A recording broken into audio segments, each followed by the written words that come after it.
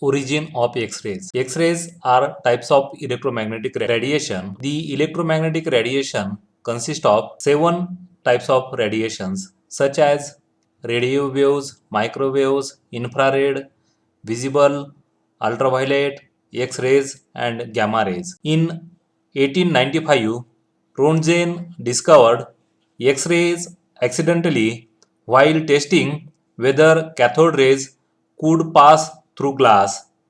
Through experimentation, he found that the mysterious light would pass through most of substances but leave shadows of solid objects.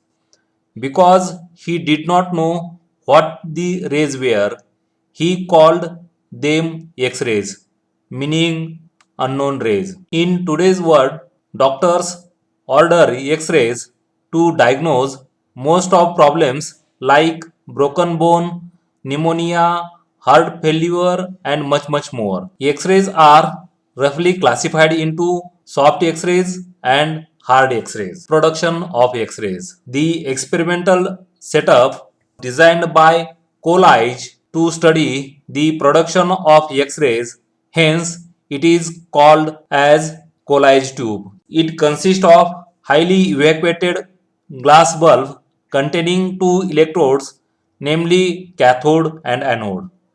The pressure inside the tube is maintained at 10 to the power of minus 6 mm of mercury. The cathode is made up of tungsten filament. This filament will emit electrons when it is heated up sufficiently by low voltage source. These electrons are focused into narrow beam with the help of metal cup G, and the anode, which is target, made up of metals of higher atomic weight such as tungsten or molybdenum, which is embedded in a copper plug.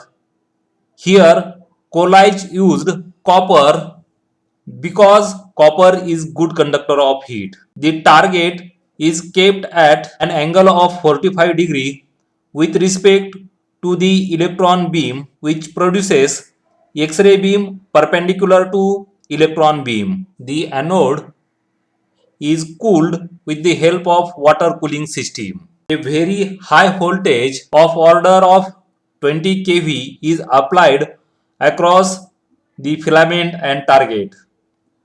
Due to this high potential difference, the electrons are accelerated and acquires a very high energy of order of 10 to the power of 5 electron volt. When these high energy accelerated electrons are suddenly stopped by the target, X-rays are produced. In Coolidge tube, the intensity and frequency of X-rays can be controlled.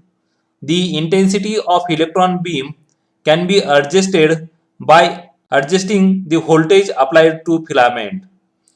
The frequency or penetrating power of X-rays increases with increase in energy of electron beam.